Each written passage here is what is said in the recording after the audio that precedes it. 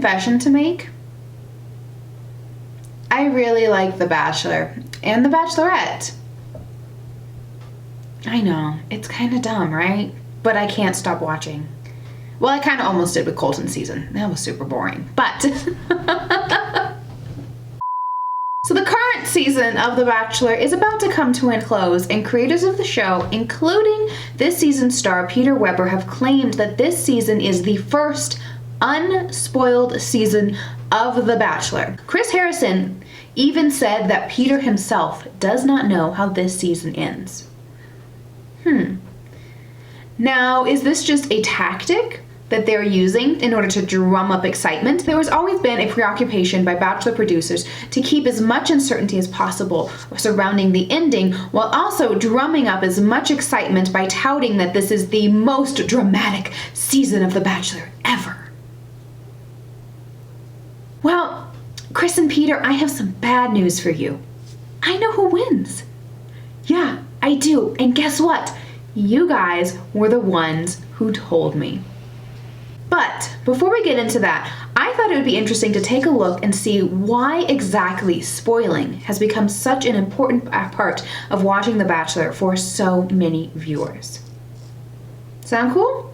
All right, let's go.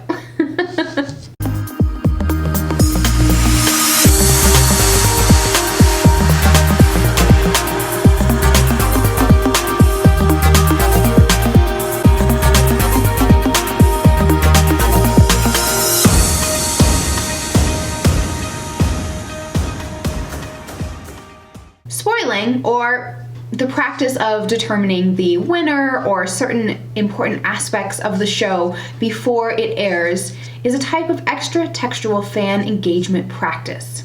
Now, critical to the understanding of the pleasures that are associated with spoiling is what media theorist Dana Cloud calls the irony bribe. According to Cloud, this notion is related to the constructed reality of reality television. The irony bribe is described as a strategic mechanism for reading a cultural text that invites audiences to identify with the pleasures of reacting against the taking seriously of an obviously ideological fantasy. In the case of The Bachelor, a fantasy such as faith in true love as the source of a woman's agency. The irony bribe serves to neutralize the worldview of the hegemonic text, which means that irony is therefore essential to the viewer's investment in the program through disinvestment. As such, the irony bribe corresponds to the paradoxical epistemology of reality television, in which viewers can regard the program as both real and not real, and therefore worth viewing and also worthless at the same time. While The Bachelor is classified as a reality program, in actuality, every portion of the program is highly manipulated by the show's producers during production and the editors in post-production. While we understand that the emotions and the reactions of the contestants to be truthful, in actuality, both are highly manipulated through the production practices of the program so as to create a compelling story for viewers each week. For example, the program intercuts live footage of unfolding conversation and actions during dates with interviews or voiceovers of the participants involved. These multiple techniques enable editors to shape a viewer's understanding of events, as well as to comment upon them. This manipulation of the events of the program greatly influences the way that the audience is able to read a particular character, situation, or even relationship. We know that producers edit for the creation of a particular story or the development of a character throughout an entire season. In an interview with former Bachelorette Ali Fedotowsky-Mano, Season 21 contestant Sarah Vandal talks about how so much of the drama surrounding that season's villain, Corinne Olympios, was created after the fact in editing. So, the show, I mean, obviously, you guys film all day long. So, it's like 24 hours of footage condensed into a little 2-hour episode that we see. Mm-hmm. So, obviously, we saw a lot of, like, the Corinne Taylor drama. Yeah. Were the other girls upset with her too, though? Because, I mean, I know you guys had to talk with her on the bed, but it seems so much like it was, like, Taylor versus Corinne. Like, do the other girls, are they on the same page? Or are they totally, oh, we're fine with Corinne? Or they just choose not to get involved? Well, I think a lot of it is that you just don't, what we see a lot on the show right now is a lot of Corinne's interviews, which we don't see because those are very private. Right. So we don't know what she's saying, but they know what, like, she's saying. So, like, it's very easy to put those conversations that are specific to like Taylor, because she had a problem with her based on her interviews.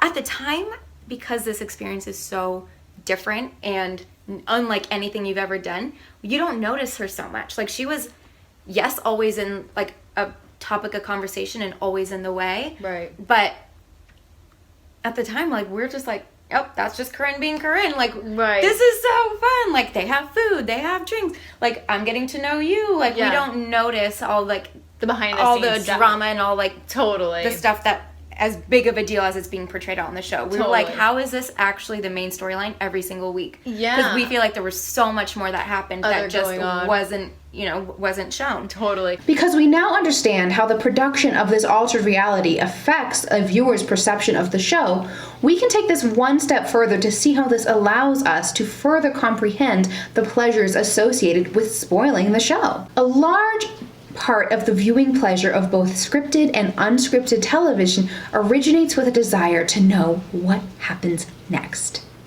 However, if we already have an inherent understanding of the artificiality of the narrative we are being provided, as with reality television, how do we find other ways of receiving that same kind of pleasure? Scholars Beth Haralovich and Trosset write that narrative pleasure stems from the desire to know what happens next, to have that gap opened and closed again and again until the resolution of the story. In scripted narrative, desire has particular and limited directions drawn from the story's characters and its conflicts, which were all created by writers long before the viewers ever encountered the text for the first time. As we discussed previously, the constructed nature of reality television means that the feelings of anticipation experienced during a viewing are actually more in line with those of a scripted narrative. In order to gain a better understanding of the source of these feelings of suspense and anticipation, Haralovich and Trosset next discuss the differences between uncertainty due to chance and uncertainty due to ignorance. The uncertainty due to chance stems from the comprehension that any particular outcome results from some degree of statistical unpredictability, while alternately, uncertainty due to ignorance describes a person's state of mind and the extent of their beliefs. Therefore, uncertainty due to ignorance is effectually a lack of knowledge about the intended outcome. For Haralovich and Trosset, the very constructed and highly produced nature of reality television programs would mean that it becomes more and more obvious with each consecutive weekly episode that the uncertainty the audience is experiencing is actually uncertainty due to ignorance, because the production team already knows what will happen in every episode and how the show will end well before it is ever broadcast to viewers. Additionally, viewers are asked to accept that the Bachelor time frame is if events were occurring in the present and not in the past, even though there is a significant gap between when the show is filmed and when it is broadcast, about 2 to 3 months for The Bachelor and at least a month for The Bachelorette. Even for viewers who do maintain this critical distance and awareness of production, it is necessary to enter into the present tense for an episode in order to engage with the pleasure of uncertainty due to chance.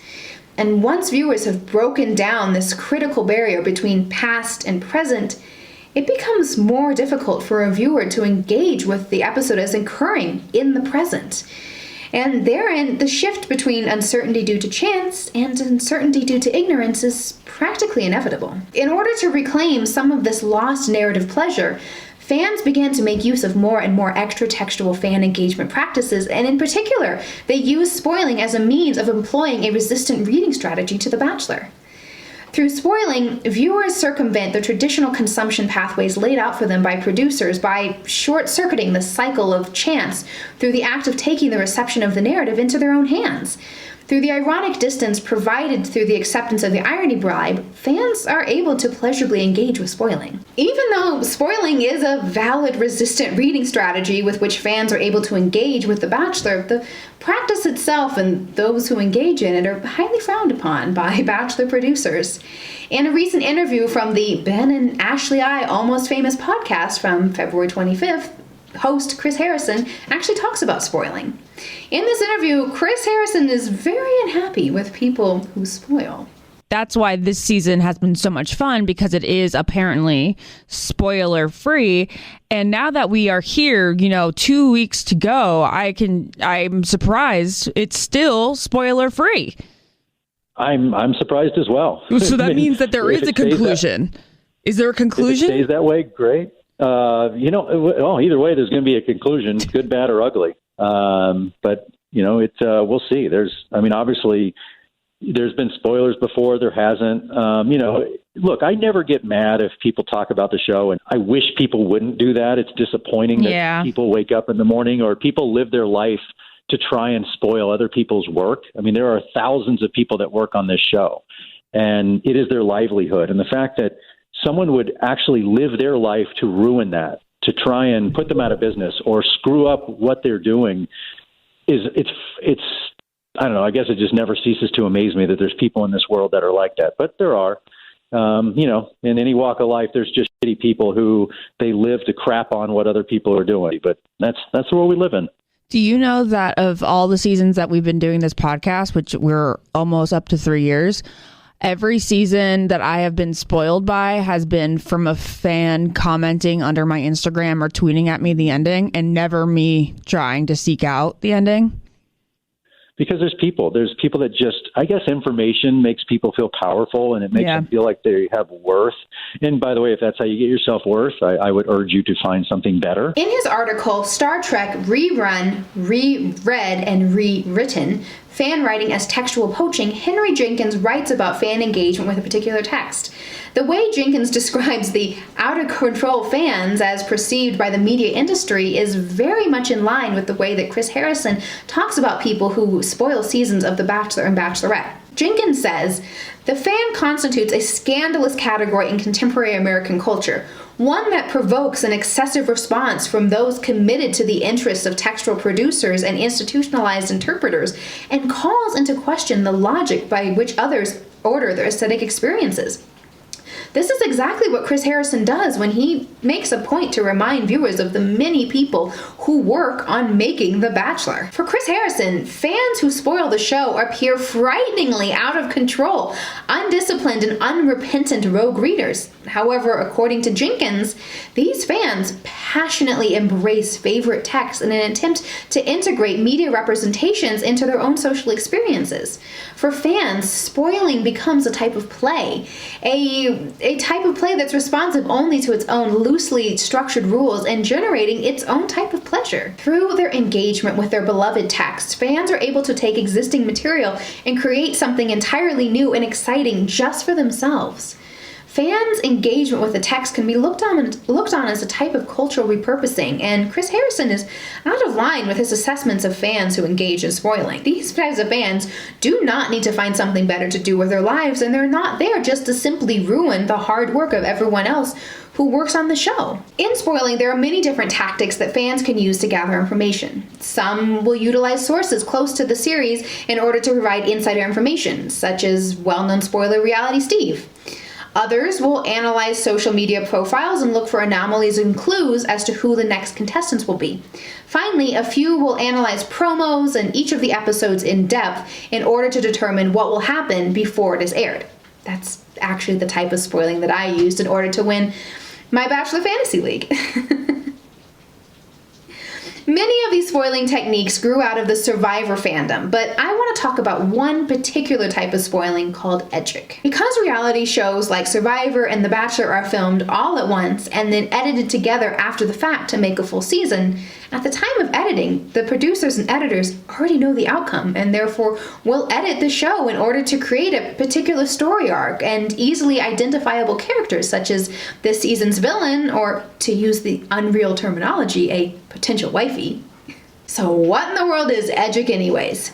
Edgic is a combination of the words editing and logic, and it is a practice first developed by a Survivor fan in order to use media theory, logic, and statistical analysis in an attempt to discover the winner. This practice grew out of the spoiling Survivor fandom, which through various forums, the most famous being the Survivor Sucks blog, attempted to work together to spoil or determine various details of the season, such as contestant names, filming location, and the order of elimination of contestants, all before the season airs.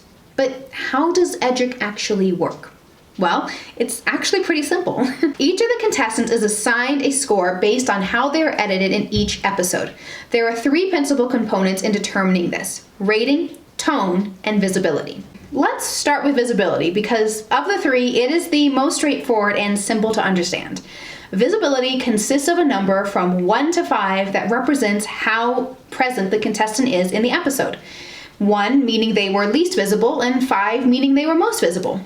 So, for example, if we look at episode 4 in Peter's season, much of the storyline revolves around Ouellette's drama, and we saw a lot of her during that episode. Therefore, Ouellette was given a score of 5 for visibility. When determining how to best calculate visibility on The Bachelor, media scholar Josie Glore, in her article, What Bios May or May Not Tell Us, gives us the concept of a significant appearance. Glore defines a significant appearance as a confessional, an interaction with the Bachelor or Bachelorette, or an introduction at the beginning of episode 1. To this definition, I would also add being featured on a one-on-one date and a prolonged conversation with another woman in the house in which one or both women are featured heavily discussing a situation and or their feelings on that particular situation. Just showing a character in the background, for example, in a group date, or making a one-off comment during a cocktail party would not be considered a significant interaction and therefore not taken into account for the visibility score. Tone is the next element to the score, and it's also pretty simple to understand. There are 6 tones: super positive, positive, negative, super negative, mixed, or neutral, which is essentially no tone. All of these relate to the way in which a character is portrayed in a particular episode. It is important to note the ways in which other women, as well as the Bachelor himself, discuss a particular contestant also features heavily into the tone score. Because, just like contestants themselves can be edited in a particular connotation, the ways in which other contestants describe them could also be edited with a particular agenda in mind. This is particularly apparent when you consider how Victoria F. was edited through this season.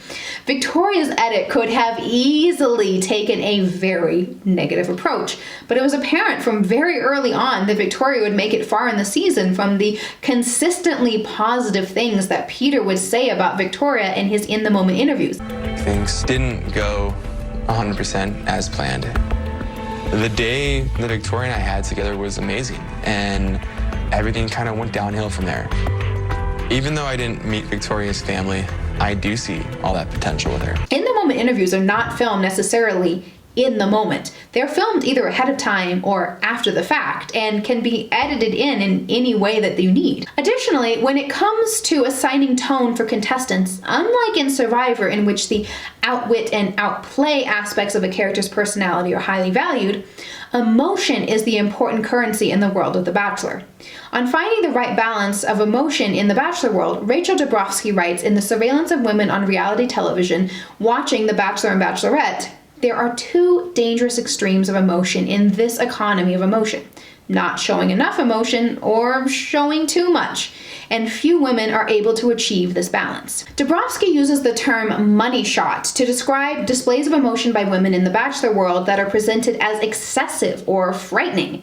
It is the spectacular revelation of a woman's emotions, signaling that the woman is unable to control herself and is therefore unfit to find love. A woman who provides the money shot in the world of The Bachelor loses her appeal as an object of men's desire, and therefore a contestant who is shown being too emotional too early on, or is shown spending too much of her time crying over trivial things, would very quickly be assigned a negative tone score. The best example of this type of character from this season would be Kelsey. Kelsey receives a variety of EDGIC scores throughout her time on the season, but is probably best known for her 2 episodes of negative edits. In this season, we see Kelsey take on the role of the over-the-top, overly emotional character.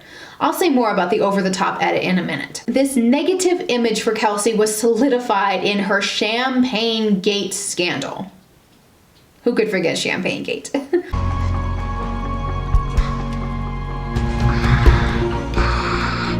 guys, I don't...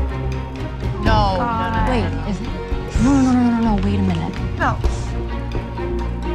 I just feel like 2 moments have been taken from me. Can you please go to the bathroom? It got taken away from me with McKenna. And it now got taken away from me. Hannah opened the bottle of champagne that I had. I'm over it. After this initial edit, viewers were more willing to see Kelsey as an over-the-top negative character and therefore go along with Tammy's assertion that Kelsey is unstable. While Kelsey was upset about Peter and Sydney's one-on-one date, Tammy says, "This is what we signed up for. This statement puts Kelsey's behavior into perspective for viewers and singles her out as someone who is not able to fully control her emotions. Which is why, even though Kelsey made it to the final 4 contestants, the viewers never identified her as a viable contender due to her over-the-top and negative displays of emotion. Finally, there is rating, which refers to the particular personality type of the player, which is portrayed through the editing on the episode. There are 5 possible rating scores: invisible, under the radar, middle of the road, over the top, and complex personality. An invisible rating is a character within the episode who is edited to be irrelevant or insignificant to any of the stories. They receive no confessionals that portray their thoughts and are not shown having any conversations with the Bachelor or the Bachelorette. They are almost completely absent from the episode, and they receive no complexity or character development whatsoever. When you look at the entirety of the season, the majority of the contestants eliminated up through the 4th rose ceremony received either a score of invisible 1 or invisible 2, which means a neutral edit and very little, if any at all, screen time. Many of the contestants eliminated on night 1 received no screen time apart from their initial limo interactions, which even then were cut significantly short. Next, we have the under the radar edit. This is a character within the episode that is edited to be either underutilized or deliberately hidden. They may have a role in the story, but are being kept out of focus. When the episode ends, the character's overall development is virtually unchanged from where it started. Now, this is something to keep in mind as we actually get into talking about who's going to win. An under the radar character is underutilized or deliberately hidden. And I have a theory about why a character might be deliberately hidden. Now let's talk about middle of the road. Middle of the road is a character within the episode that says and does more than an under the radar edit, but is lacking in character development. In terms of story, these characters tend towards being supporting characters as they receive moderate levels of screen time and relevant relationship development. I've noticed that these characters also act as narrators within the episode, as they are given lots of confessional footage, but are shown commenting on what is happening around them rather than actually providing insight on their own thoughts and feelings. Both Tammy and McKenna were actually utilized in this way quite frequently before both of them ended up taking on a much more centralized role in the drama midway through the season after Alea's exit, the second time. Next, we have the complex personality.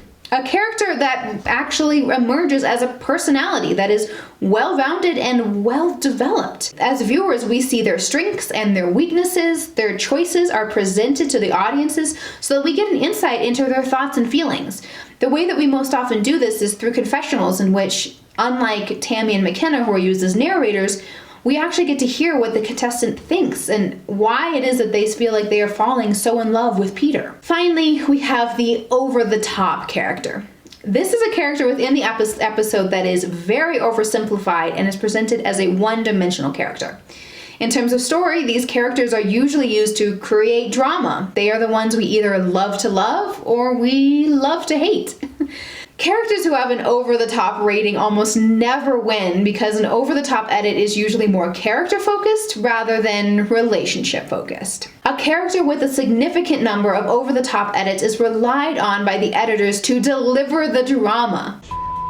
You, Chris Harrison. Which can be either positive or negative, but it is there for story development, not actually character development. So, we've now looked at visibility, tone, and rating, which means we can then go through each and every episode and assign a rating to each particular contestant. Once we have assigned a rating to each contestant from each episode, we start to make a chart that looks a little something like this. We can start to look at this chart for larger overall patterns and see what each of these ratings can tell us about a particular contestant's probability for winning. So remember what I said about that under the radar rating? Well, an under the radar edit is basically the opposite of an over-the-top edit.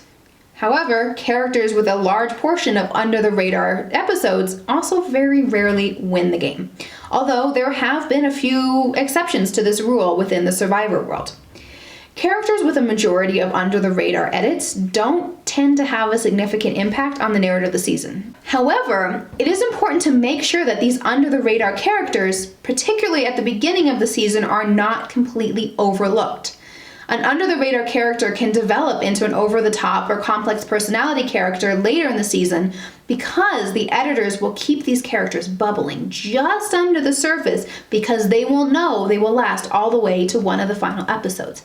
This is exactly what happened to Madison. Next, we have characters with a fair amount of middle-of-the-road edits early on in the season. These tend to be people who play a larger role coming up later on in the season. These are characters that the audience should definitely keep an eye on. While they may not be driving the narrative at the start of the season, the editors are intentionally giving them a substantial amount of time on screen to help establish them as supporting characters so that when their time in the spotlight does come, the audience at least has some idea of who these people are. We should especially pay close attention to those characters who are given a middle-of-the-road edit before eventually slipping into a complex personality edit, because this will give us a big hint in the character's future story arc. An example of this is definitely Hannah Ann. Finally, we have the complex personality character type. The complex personality edit is the sweet spot, as these characters not only receive a significant amount of screen time, but the audience also gets to hear their thought process.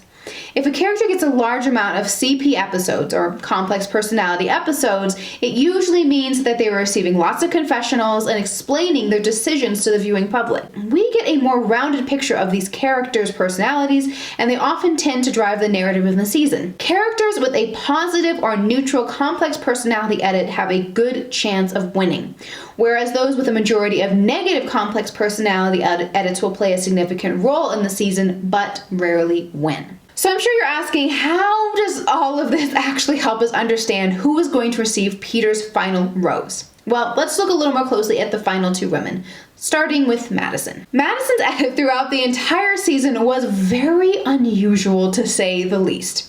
After receiving both an introduction and the very first one-on-one date in episode 1, Madison was basically non-existent throughout the next 5 episodes. 5 episodes. She started out as a complex personality positive 5 edit, meaning that she was given lots of screen time, that she was shown in a very positive light overall, and was given lots of insight into her thought process and how she was thinking and what she was feeling. She was a well-rounded, positive character in which Peter spoke about positively, Peter's parents spoke about positively. Madison was the entire package. And then she disappeared completely from our radar. The next 5 episodes, after starting out as a CPP 5, Madison then went to an under-the-radar neutral 2, an under-the-radar positive 3, an under-the-radar neutral 3, an under-the-radar neutral 3, and then a middle-of-the-road positive 3. This seemed like a very odd thing for producers to do for a character who appeared to be very likable and came in with such a positive rating early on. There are a couple of different reasons I could see for producers keeping her so under the radar. First, I feel like it was possible they wanted to shelter a very obviously front-runner from much of the drama that was taking place in the house, and therefore not have anything reflect negatively on Madison. Or, what I actually think is more likely, is that the producers wanted Madison's ultimatum to Peter during fantasy weeks to come as the biggest shock possible. Therefore, by keeping her under the radar throughout much of the season, that means that viewers, the only thing they have really to go on with Madison is her very, very positive edit early on, and will think of her in that positive way, therefore giving the biggest shock value possible when she finally does deliver that ultimatum to Peter. Alternatively, Hannah Ann has a much more traditional route to the final 2. Although she did start with an over-the-top mixed 4 rating. Mixed is technically a neutral type of rating, and it comes from an approximately equal combination of both positive and negative elements within an episode. So, for example, in episode 1, Hannah Ann was edited in an overly positive manner from producers. She was given lots of screen time and received positive praise from Peter. But all of this was actually counterbalanced from the negative comments from the other contestants after Hannah Ann went back in for more time with Peter on night 1 and therefore ended up receiving the first impression rose.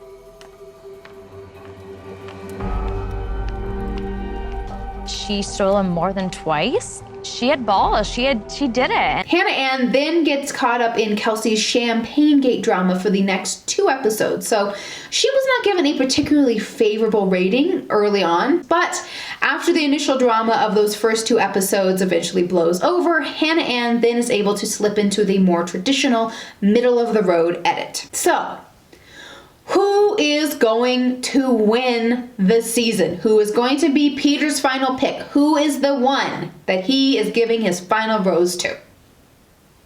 After all that, what's your thought? Pause this video and put it in the comments. I want to know, what do you think after all of this information? Who do you think is going to get his final rose? Okay, here it is. Madison is going to be Peter's final pick. This was a difficult decision for me. Honestly, to be 100% transparent, I suspected Victoria Fuller from very early on. She was a consistent complex personality with either complex personality positive, complex personality neutral, or even during the episodes with all of her drama, she was still only complex personality mixed because Peter's constant praise of Victoria outweighed the negative edit she was receiving from producers. But she was eliminated. She only made it to the final 3. So out of Hannah Ann and Madison, it's going to be Madison who gets the final rose. Remember what I talked about with Victoria F? Even though she was not edited overly positive, Peter always said really positive things about her. That's the opposite of what's happened with Hannah Ann, especially with Hannah Ann's one-on-one date that eventually came in episode 6. That date was actually not all that flattering towards Hannah Ann, with Peter expressing lots of concerns about her readiness and her ability to have this kind of relationship, which eventually ended up giving her a very mixed tone rating for that episode. More than anything, just frustrated. You know, I want to know what she's feeling. But it's like, she's not showing me that. I'm questioning if we do have that deep enough connection. And it's a shame. There was a ton of potential with her. But like, this need to be perfect, to have these perfect answers I don't want that. Additionally, Hannah Ann takes longer to finally move into that CP complex personality positive edit, even receiving a middle-of-the-road edit and the least amount of screen time in episode 8 for her hometown date. The amount of time that producers spend on Hannah Ann's hometown date is significantly less than the other 3 women. When they actually go home to her house, Hannah Ann is only seen having a conversation with her sister, where both of the other women, because we know that Victoria didn't get to talk to her family because she had drama, that took up the majority of the screen time. So if there's only so much time allowed in an episode, producers are going to focus on Victoria's drama. You have to cut something out from somewhere. Where are you going to cut it? Hannah Ann. Her hometown date was cut short because of the drama surrounding Victoria F. I don't want easy, I want crazy. Are you sure? I'm very sure. Finally, Hannah Ann receives far fewer confessionals than does Madison in the final few episodes, especially confessionals that talk about her emotions and her thought process leading into the finale. We hear positive things about Hannah Ann, but they are all coming from Peter's in the moment interviews, and we do not really get to hear directly from Hannah Ann. She's once again been sort of relegated into this narrative role in providing insight about what's happening with Madison through her conversations with Victoria F. and her in-the-moment interviews, but not really talking so much about her relationship with Peter in these interviews. We don't get to hear that directly from Hannah Ann. Madison, on the other hand, was significantly less visible than Hannah Ann throughout the middle of the season. But once she finally did move into a complex personality edit in episode 7, as compared to Hannah Ann's move over in episode 9, Madison has remained a complex personality for the remainder of the episodes. Even in episode 9, when Madison reveals her fantasy suite ultimatum to Peter, Madison does not receive a negative or an over-the-top edit, which could have been very easy for producers to do. While she is having these difficult conversations with Peter, she is treated in an overall very neutral way without any overly dramatic music, and footage of her crying is intercut with Peter actually saying complimentary things about Madison. I'm not in any way trying to like come across as like judgmental or like hold something over your head, but at the same time, like those are my expectations that I'd have in life. So just to like, again, be very clear, you would want to possibly give up like a forever with each other because of something that happened this week with another relationship of mine. In a week from now, if you're down on one knee and 6 days before that you slept with somebody else like that, I just can't wrap my mind around that. Like I can't. I'm doing my best. Like I know you're doing your best, and I'm trying so hard to like put myself in your shoes. I just don't I don't know how to like let go of like the things that I need in a relationship. Like I don't want to feel like a bad person for like the standards that I have. You're not a I bad know, person but at all. There has to be a reason that Madison in this way is sort of being treated with kid gloves. She's not being seen as someone who is out of line. The other contestants and Chris Harrison and Peter, they all talk about Madison as staying true to her values and speaking up for what she believes in, as opposed to what happened with Luke P., who had a similar request, although it definitely did not go about in the same way as Madison. His concerns and his requests were very similar along the same lines as what Madison was talking about with Peter. But again, Madison is seen as being someone who is composed, has values, and is praised for sticking true to who she is, as opposed to Luke P., who's seen as being controlling. Like, I totally have all the trust in the world for you, but at the same time, I just want to make sure we're on the same page. Like if you told me you're having sex or you had sex with one or multiple of these guys, I'd be wanting to go home. I'm like kind of mad because like the way that you just said that, it's like, why do you have the right to do that? Because you're not my husband and you're not. Can I cut you off for a second? No. Okay. It's just that you're questioning me, that you're judging me, and feel like you have the right to when you don't at this point. So for all those reasons, I believe that Madison is going to win Peter's final rose. How this is all going to happen, I don't know. That's where the excitement is going to come, to see how does this all play out. It's always been Madison, and it is going to be Madison. So, am I right? Or am I wrong? Was this a complete waste of my time? We'll have to wait and find out. But I actually had a lot of fun doing this. This was actually my second season, trying to do a complete Edgic breakdown on all of the characters. I think this was really fun. If you guys enjoyed this type of video, if you like me doing a little more media analysis, go ahead and give this video a thumbs up. I'm happy to do that. My background is in media studies, and this is what I do for fun all of the time. If you want to see more videos like this, if you want to see more videos that aren't like this, go ahead, hit that subscribe button and ring the notification bell so you don't miss any future videos. Anyways, I'm going to wrap this up, and am I right? I guess we'll have to see, but it's just a theory. Film theory based on actual factual film theory from a person who took a film theory class. And cut. I hate his voice when he does it. I really like Matt Pat, but his voice when he says that really grates me. So I'm sorry that I said that. It's also very late, and I need to drink more water because I'm very tired of talking. Okay, bye-bye.